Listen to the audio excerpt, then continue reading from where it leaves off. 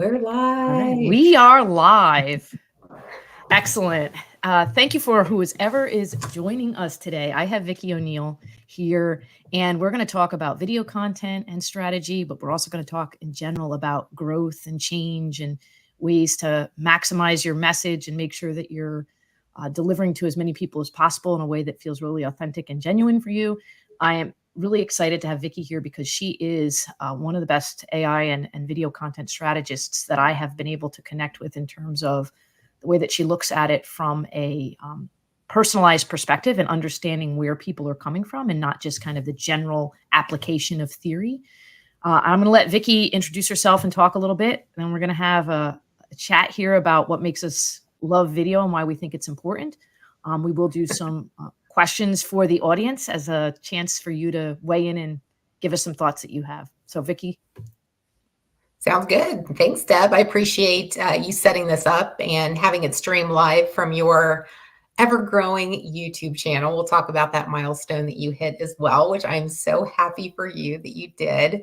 But yeah, so video is something that we were actually talking about this like right before we went live. And how, we started with video. And my very first video that I uploaded to YouTube, and I talk about this like in my videos and like my training, was in 2011. And even thinking about like that process right now was so daunting. And I was a perfectionist. And I mean, just it created so much anxiety. And it held me back from actually moving forward with video. And then fast forward to 2020, when, of course, we all know what happened in 2019, 2020. I was like, you know what, there's going to be an increased need in video. And I had taken my business and kind of pivoted a couple of times, like micro pivots.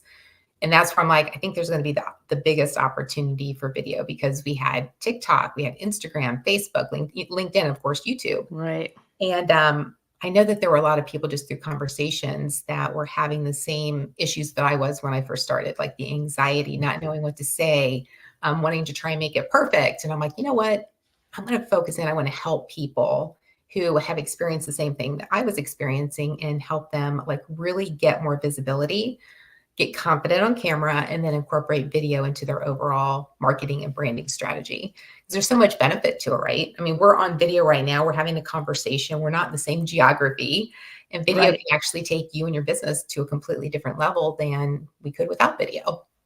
Absolutely. Well, and I love Vicki and I, spoke briefly beforehand and wish we had kind of freezed some of the conversation because we got excited talking about things. And we're like, all right, let's hold. We'll talk about that today. So I mentioned that back in around 2011, I had done a couple of lives on Facebook, and I said to Vicki kind of for a minute and was really excited about it. I mean, it was something that I wanted to do. It hadn't really kind of hit the big interest level that it has now, but I just thought that it would be neat to be able to kind of speak live to people. And then I stopped for various reasons, things that were going on in my life. And you can't look back. You think about, though, that if Vicki and or I had stuck with it at the earlier stage, we would have millions of followers now simply by nature of the amount of time that had passed. Yes. but the reason that I think then, and the reason that it's continuing to grow, as you noted with video, like it's a different format. We could deliver the same message in other ways. You could do audio recordings, you could do posts about it. There's a lot of different ways that you can deliver the content, but what is it about video that draws people in? And it's an opportunity for people to see you saying your message, to feel present with you, and particularly go lives. It's a chance for them to kind of, if you will, pull up and have a cup of tea or coffee with you and chat, listen to you talk about something in a very natural format.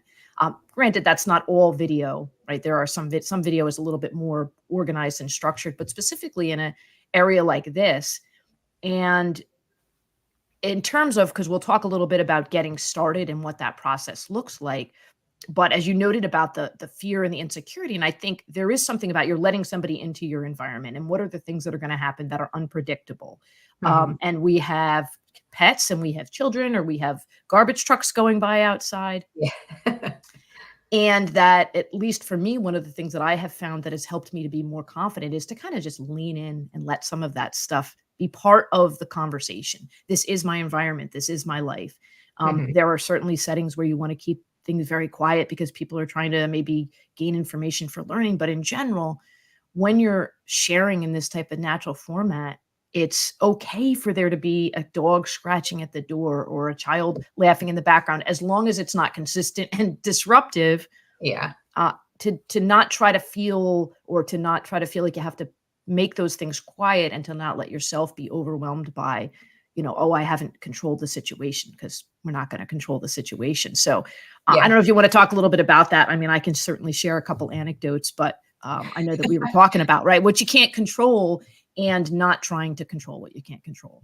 Yeah, and I think that's a great point, is that leaning into the imperfections of your environment in the moment, but then also leaning into the imperfections is just being human, because none of us are perfect and no one expects us to be perfect. In fact, if you watch, Mr. Beast, or if you watch Gary Vee, or if you watch any of those people who are, still doing video and they've got like millions of followers, Right. if you look at their videos, even when they first started, they're terrible, and they will tell you that they were terrible. Mine was terrible. Like, everybody's first video is going to be terrible, and the thing is that once you get it done and you can actually, look at it and have something to say, how can I make this better next time? That's really what's the most important thing, is just, if there's noise going on in the background, it's part of your day-to-day, is that something that maybe you need to incorporate into your brand? And just kind of Right. expectations. When I go live, there's going to be dogs scratching the door. There's going to be cats walking across, like whatever the situation is, just lean into it, make it natural. And to your point too, is that, people might be more willing to be like, feel welcome or included in that conversation or that video if you kind of lean into it yourself. Yeah, I mean, there's an awkwardness that comes with, if you're trying to push it aside, right? Like, if the cat Yeah. is walking and you're like trying to, oh, I'm like, it starts to become uncomfortable. So I had Yeah. noted to Vicky, I was watching a YouTuber the other day, and they do this thing where, like, the cat sometimes will just walk in front of the video camera, and they'll like blur the background for a moment and very quickly pause everything, and it's like, what's in the cat's head? And it's interesting, right? Because I mean, it's a quick little second, but like, you're like, oh, what's the cat gonna say today? And so how can we incorporate those things and make it, and it becomes more real, and there's a value to that. I shared the story about when I was very early on in my consulting career, and this is video related slash not video related, in the sense that I wasn't presenting for a social media platform, but I was on a video call with some folks, and remote work was not as prominent then as it is now. And so there were definitely some individuals who felt that if you were working remotely, you weren't able to deliver full value as somebody who was on site.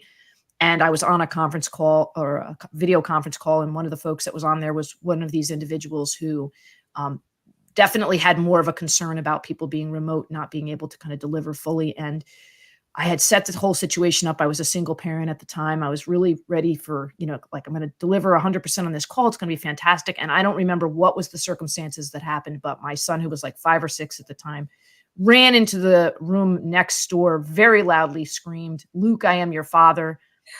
I knew 100% that everybody on the call could hear it, because it was loud. And so in my head, quick, right, the consultant strategist in me is going like, how am I going to quickly figure, do I acknowledge this? Do I not acknowledge this? Do I laugh? Like, how is this going to be interpreted? And I thought, well, I'm just going to have to own it, because it happened, and I'm not going to. So I said, well, then, and without missing a beat, the gentleman on the call, who was the one who tended to be concerned, said, "May the force be with you." And I realized, there it is, a perfect example. The story that we tell ourselves about what these, to your point, we call them imperfections, but honestly, they're like beauty moments, right? Mhm. Yeah. That happen, and we have a story of how they're going to be interpreted and how they're going to lead to an overall perception of us that isn't accurate.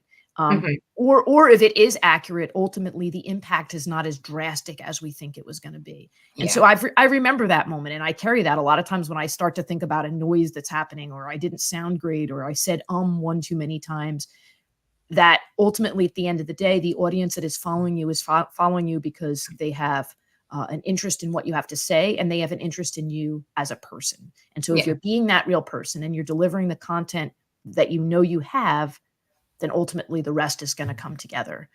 Yeah. So that's, yeah, it's right. I mean, I think we all have had it. And certainly during COVID, when a lot of people were going remote, there was a whole lot of things happening on video cameras that people had not planned on happening. So Yeah. we roll I think into it. Yeah, to that point too, is that I think that people, and we were talking about this too, is that people tend to have a lot more grace and acceptance of those types of situations. And that's one of the things that I share with people that I'm talking to, or if I'm in training or working with a client, is that people are going to accept if you make a mistake, especially if someone's going to be live streaming and that's going to be their main way of showing up on video. If you're recording them, then of course you can edit some of that out. But the important thing is to just, take action. But sometimes people tend to hold back because of judgment. They think if they're Right. going to say ums too many times, or they mess up or whatever, that people are going to be cruel and hateful and judge, and it's going to do something to them online or to their brand. But really, people are just kind. People are, Right. for the most part, Right. they're kind, they're accepting, and they're like encouraging, and they're like, hey, Vicki just, screwed up, and that's okay, because she's human. And I think that just goes a long way when you can see that people who are there are showing kindness and grace. And they're just like, okay. And if you laugh, kind of like what you were saying with your son running in the other room, like that's Right. hilarious. And the fact that you had somebody there that just kind of tapped into that to kind of ease what any tension might have been.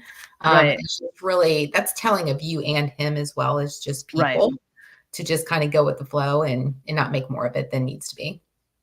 Right. And I think the fact that it was particularly in this case, a person who I was concerned about, right, that I had some Mhm. knowledge of is kind of resistant to the situation. And yet, because of rolling into it, he was kind of like, okay, well, what else are you going to do? You know what I mean? You can see this person who's really giving it their best and trying to be very natural and real. And it's a journey. So, you mentioned milestone, right? And I did. Mhm. I hit a major milestone, and I hit 10,000 viewers. Thank you, thank you. Like, make sure you say what it is. Yeah, a lot of people have been reaching out to me because they're like, "Oh, I saw you hit 10,000," and it was really a fairly rapid period because I had been doing YouTube for quite some time, but kind of in early December really said like, there's got to be changes here. There's something that I got to do because I'm not kind of the growth was fairly slow, and I really just started kind of going at it from a business perspective and a strategy perspective. And so Mhm. it's a lot of looking at the analytics and paying attention to what is and isn't working. And then the things that I see that people are liking, bringing those to the other social media platforms. If I look at a video and I see like, okay, a lot of people are dropping off at the 10-second mark. Well, let me take a look at that video. What's happening at the 10-second mark that's making Mhm. people drop off? Because there's got to be something there. Certainly attention to video is part of that. We know that people are prone to swipe away at this point. A short form has become really prominent on YouTube, which was not something I think I necessarily expected it to be in the way it is now. It actually Mhm. runs very much like a TikTok feed. Yeah. And on that note, as part of kind of the strategy and the analytics component, there's a lot of videos online on YouTube, talking to you today, right, about some of your suggestions and the things that you recommend to people, and you'll be watching some of these videos, and they'll make some fantastic recommendations, but they're not necessarily recommendations that you can apply to your channel. Some of the Right. holistic stuff about thumbnails and titles and Mhm. making sure that you end very quickly, and that kind of broad. But there's a lot about like, okay, well, if you are reaching an audience and there's 50 million people that are already in that target audience area with whatever your content is, maybe you need to pick a different niche that has less saturation but still has a lot of interest. And Mhm. for if you've got a particular topic and area, like I talk about growth and change and kindness, that's not something that I'm going to just flip and say, well, I'll pick something else to talk about. So some of the stuff you can't necessarily use, but you can take the kind of the holistic things about how you develop your video. And then Mhm. one of the things I was noting to Vicki that I do is, I have 3 teenagers and they've really grown up consuming video content. And as a result, the way that they kind of can make these determinations about what am I going to, I said, flicker, click, like, what am I going to just keep going on, or what am I going to click and watch? Yeah. And watching how they can kind of determine that, or what makes them drive that decision within an initial moment of a video. And that's interesting to me because they are knowledgeable about how to assess a video quickly because that's what they do. They don't want to waste their time. Can you Oh, hear that? dog. Hey, hello, dog. Can you hear it? I can, but if it Yeah. sounded like a knock, I feel like you should say come in, but that probably wouldn't help the situation. She's That's a really sound. determined. She's like, I want Yeah. in there. Yeah, she's like, you mentioned me, so now I feel like I should get some camera Yeah, time. I told her to do that. She cued, she showed up. So I roll with it. So Yeah. you know, that's what it's tough. So and I, you know, I want to note here, Vicki, you mentioned your house and dog sitting. And so you're in Mhm. an not your usual video environment, right?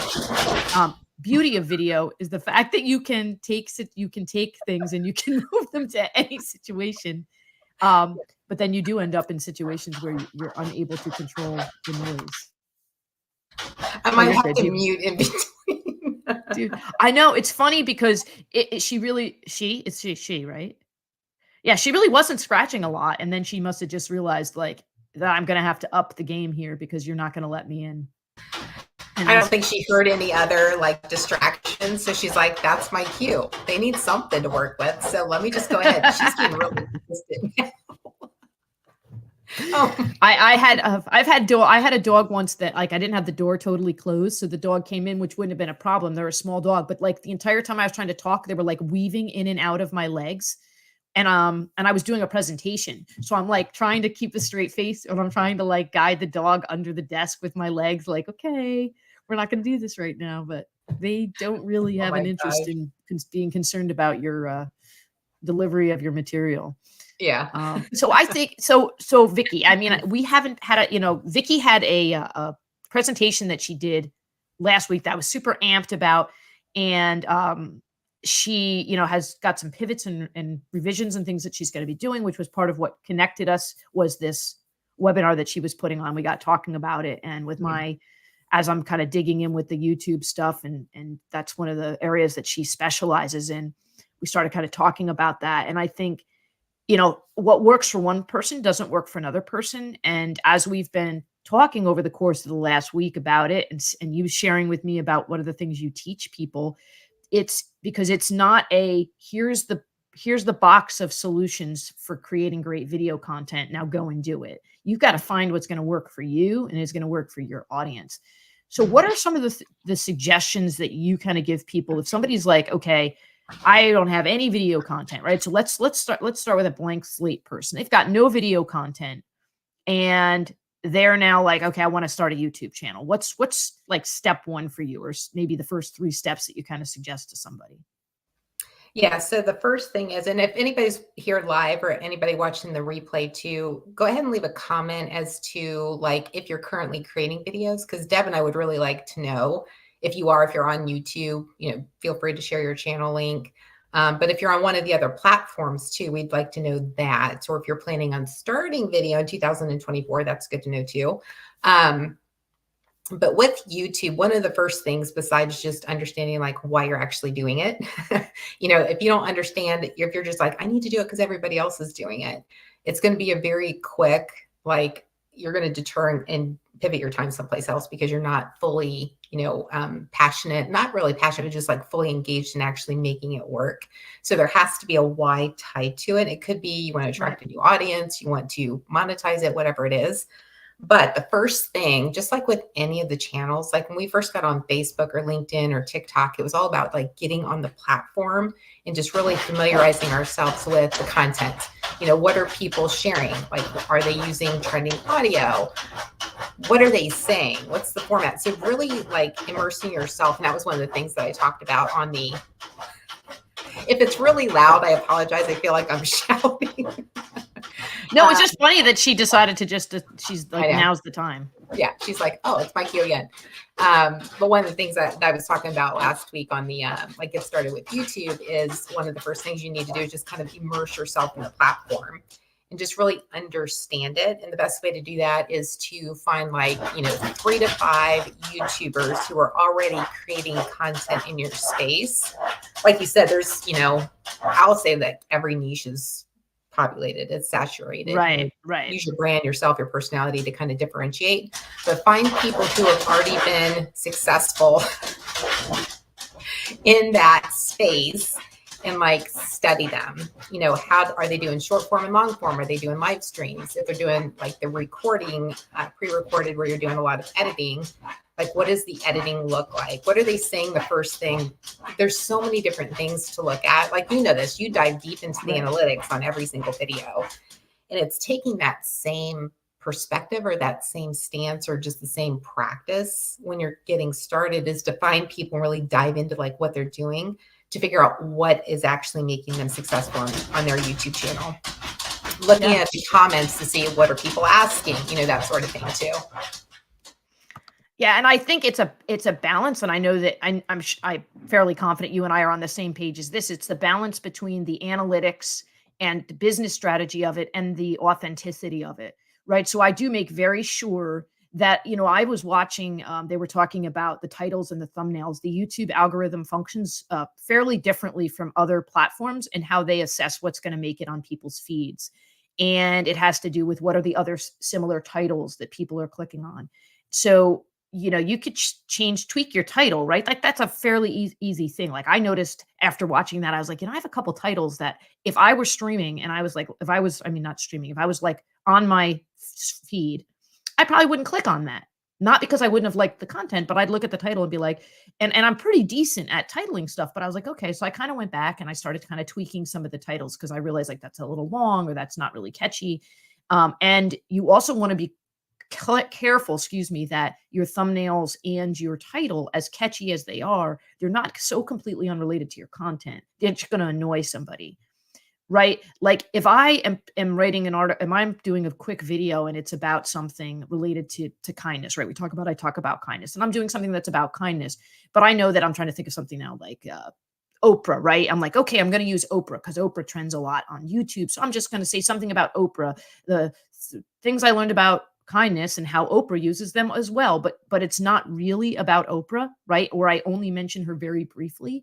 Your audience is going to very quickly realize that like your titles and your thumbnails are not really pertinent. They're not related to what your content is. And that feels like you're being tricked, and they're going to be less likely to click. And also the YouTube algorithm is going to notice, okay, your title says this, but you're not really talking about that in your video, and it's going to demote you. So you do want to be honest with your audience. You don't want to try to completely game the system. And you also want to make sure that what you're doing in your videos is you.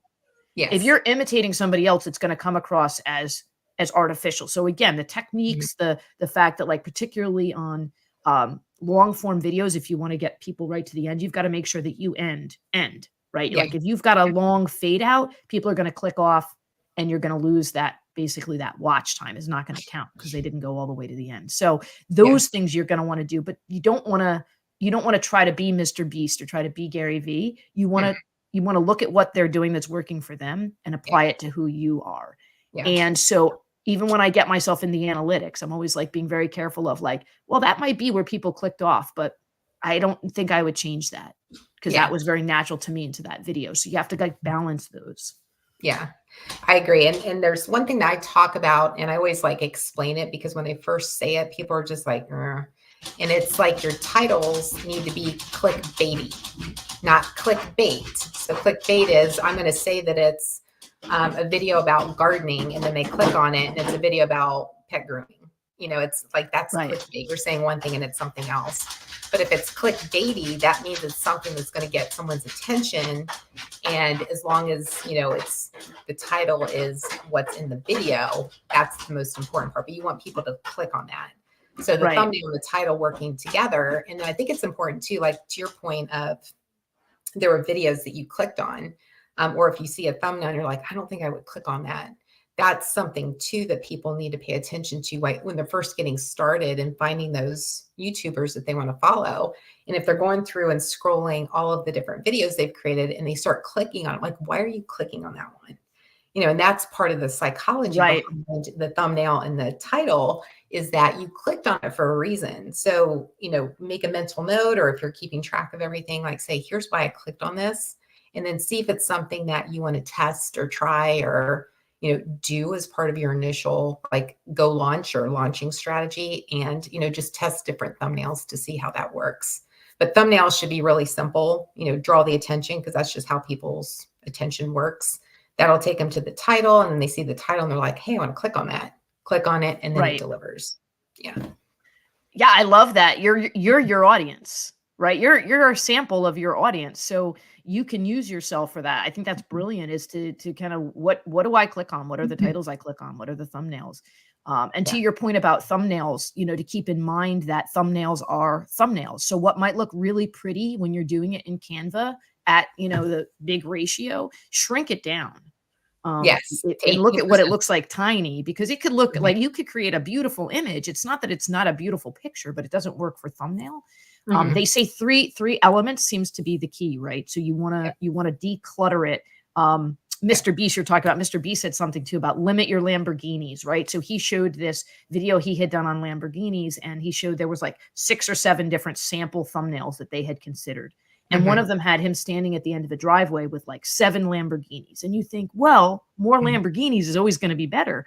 But his point is it's not, because your eye is like trying to figure out like what's happening in this picture. So they Yeah. went with one Lamborghini, right? Mhm. Like, so it's I think that's like a really great way to think about it, is if you've got too many things going on, your mind can't really process it. And when Mhm. you're on social media, even if you're somebody who's got a little bit more than the average attention span for looking at content, what is something that you're going to be able to quickly see, right? Mhm. At the Yeah. small form, quickly see Mhm. is something that you're interested in. So, Yeah. So it should have like a face, an object, and then like your text should be yep, like no more than 3 words, and it needs to be right, big. And to your point, you need to scale it down to like 18% because that's essentially the size that a thumbnail will be like on a phone when somebody sees right, it. But also, I have people do a search on YouTube, like based on what do you think people are going to like, what are they going to put in? What keywords are they going to put in to find your content? Put those in and then scroll through and say, okay, if your thumbnail was here, would it stand out? Because if all these right, thumbnails look the same and you're designing yours the same, but yet they've got like, 500,000 subscribers, yours probably one isn't going to get displayed as high up. But if it does get displayed, is it going to stand out? And that's one way to kind of test it as well. yeah, absolutely. Mhm. And obviously, as part of this all, which is something that dear to both of us, is just making sure your message is something that matters to you. Because if it matters to you, you're going to talk about it in a way that is going to be absorbed by people. People like to hear that you care about something, and they like to hear you share about your individual perspective with it. I had um, throughout my consulting career kind of been known as somebody who was kind and somebody that thought that niceness was important. Not niceness in the sense that you let everybody do whatever they want, but niceness in the sense that you be respectful and you be mindful of ways to be kind. And so it was, I did growth and change consultant, and I was kind, and I thought it was important to be kind.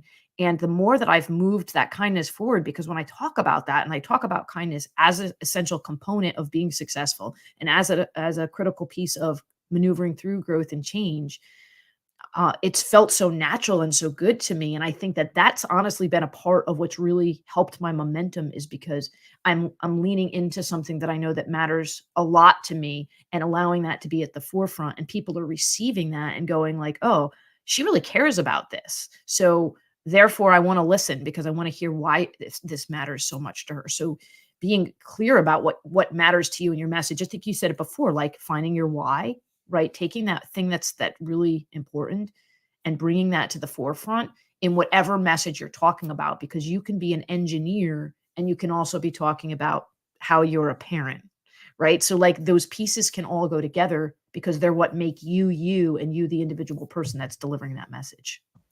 Yeah, that's a great point. That's one of the things that I was talking with somebody yesterday about. I did a YouTube channel audit and created like different buckets that she could use to start creating additional content. Like she was doing a great job with her content, but I'm like, you know what? This is something I need to work on too. And I just told her. And it's about the relatability side of it. Like I'm like really good at teaching and training things to people. I'm breaking things down to make it, easy to like take action on. But I'm not good about talking about myself or saying like telling the stories about my experiences because I'm always like, I'm looking ahead. And telling Right. stories requires you to kind of look back and say, okay, but it's an important piece of being on video. It's an important piece of people getting to know, like, and trust you. And it's important. It's an important part. Easy for me to say. Um, when I've edited that out on a video, we're Uh, live streaming. It's all about the imperfections. exactly. But it's all about, just incorporating, those into like, who you are. And people talk about being authentic. And if you just be yourself, kind of do that gut check and say, okay, am I presenting myself in this video or this live stream in a way that if someone were to see me on the street or meet me at a networking event, would I be the same person? Right. And I can confidently say yes. So as long as you can say yes, then, you're being authentic. You don't really have to overthink it. Yeah. And it's hard. It's vulnerable, right? Because you've got to, your audience is bigger than the people you would talk to at a networking event. So when you're realizing that who's going to come across live or, after the fact, right? Content, Yeah. because it can live on forever, really. Yay. So there is a degree of vulnerability. Yeah. And that's the thing though, leaving an impact in whatever your topic is, giving people information and giving them a peek into you and sitting down and connecting with people. That's the beauty of video. So we're at 11 o'clock. I want to thank Vicki very much. We had talked in the past about that we would do a video together, and then recently kind of reconnected about the desire to do that. And I'm really glad that we've been able to do this go live. I think that I would love to hear questions after the fact. If anybody has questions that come up from the content, would like to connect with Vicki or I, please do so. Vicki, what's the best way for people to connect with you? Would it be on YouTube, or is there another format that's easier for messaging? I mean, if they're on YouTube, go ahead and subscribe to my channel. But if you want to actually have a conversation, then LinkedIn's a great way to do that. Just send a connection request, personalize it with a note. That's always a good thing. And say, hey, I saw you on YouTube, or hey, I saw you on Dave's channel, or something like that. It's the marketing in me that wants to know that piece. So yeah, well, there's a lot of yeah. Right. And there's a lot of people messaging on LinkedIn, right? Like that's something that when I do career coaching, I talk to people about. When you're networking on LinkedIn, don't just request somebody or say, I'd like to connect. Like, why would you like to connect? Who are you? And make sure that they know that what your intentions are. Even if you are selling something, say that up front. Don't try to trick somebody into it. Exactly. There's a lot to be gained by that. But yeah, same thing. I would love the subscribers. I want to keep the momentum going. Yes. I've got some cool things planned down the road with my content that I'm really excited about, that I woke up in the middle of the night thinking about. So awesome. I would love to do that. I'm going to definitely encourage people to subscribe to your channel then, so that we can all kind of watch your journey and be a part of it and help keep promoting you and pushing you upwards. Thank you. So thank you, everybody. Thank you again, Vicki, and take care, everybody. Okay. Thanks.